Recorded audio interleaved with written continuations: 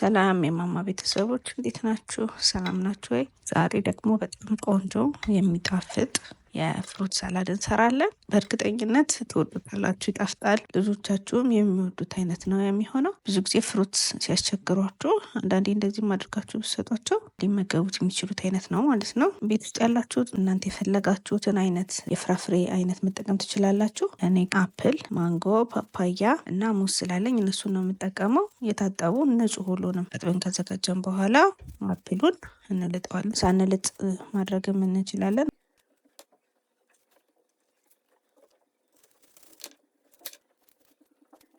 ልጣችሁ ፍሬውን ጠንከር ያለውን የውስጡን ፓርት እንደዚህ አውጥቶ ደቀቅ አድርጎ ከትፈን እናዘጋጀዋለን።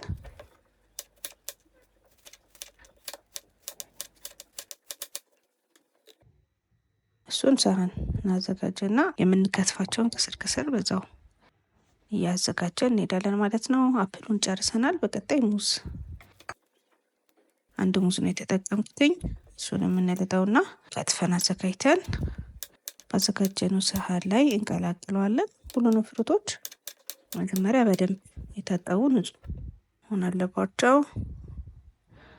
ስለዚህ ሙዙን ከትፈን ካዘጋጀን በኋላ እሱንም እንቀላቅላለን። ከዛ ማንጎን የተጠቀምኩትኝ፣ ማንጎም እንደዚህ የታጠበ ነው። እንደዚህ ልጬ አዘጋጀዋለሁ ማለት ነው። እናንተ እንዳልኳችሁ የፈለጋችሁትን አይነት ቤታችሁ ያለውን እናንተም ከቶ የምትሉትን ማንኛውንም አይነት ፍሩት አይነት መጨመር ትችላላችሁ።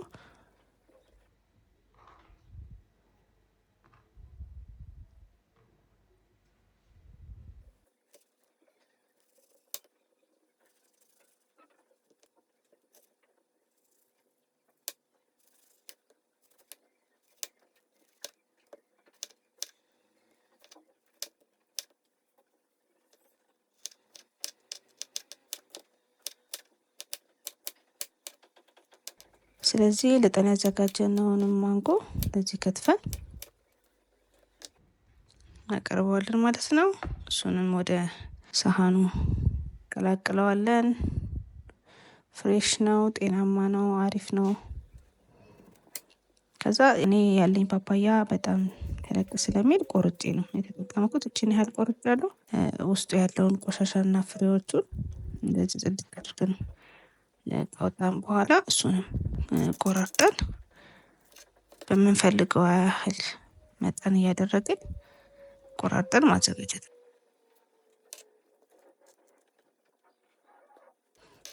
ፓፓያ ትንሽ የኔ በሰል ያለ ነው። በሰል ሲል ያለውን ጣዕም ነው ልጆች የሚወዱትና ለሳላድም ለሰላጣነትም ስፈልገው እንደዚህ በሰል ያለውን ነው የምጠቀመው።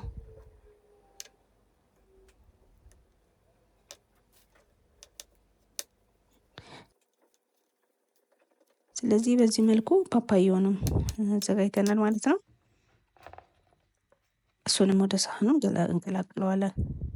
ሁሉንም ከትፈን አዘጋጅተን ቀላቅለናል። በቀጣይ የምናደርገው እርጎ ነው። የሆላንድ ስትሮበሪ ፍሌቨር ያለው እርጎን የተጠቀምኩት ትልቁን እርጎ ማለት ነው። አንድ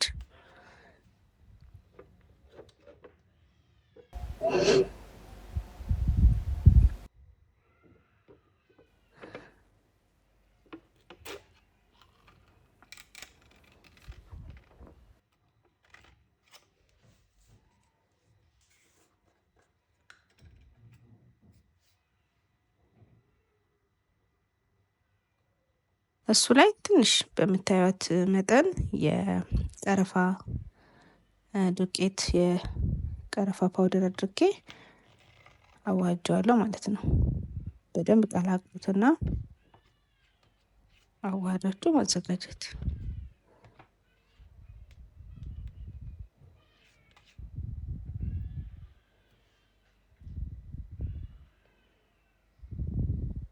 ከዛ ቀረፋ ቀላቅለን ያዘጋጀነውን የስትሮበሪ ፍሌቨር ያለውን እርጎ ቅድም ከትፈን አዘጋጅተን ባዘጋጀናቸው ፍራፍሬዎች ላይ እሱ ላይ እናፈሰዋለን።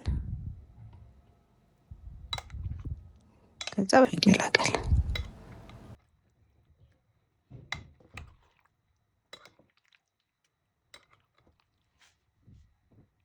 ከዛ አጥበበን ማጣጣም ነው። በጣም ነው የሚጣፍጠው።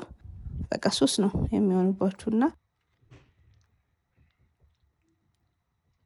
ልጆቻችሁም እናንተም አይነት ሰላድ ነው የሚሆነው። ቤታችሁ እንድትሞክሩት ሁላችሁንም ጋብዣችኋለሁ። ዛሬ ቪዲዮ ይሄንን ይመስላል። በቀጣይ በሌላ ቪዲዮ እንገናኛለን። ለወደዳችሁት ተስፋ አደርጋለሁ። እወዳችኋለሁ። ቻው ቻው።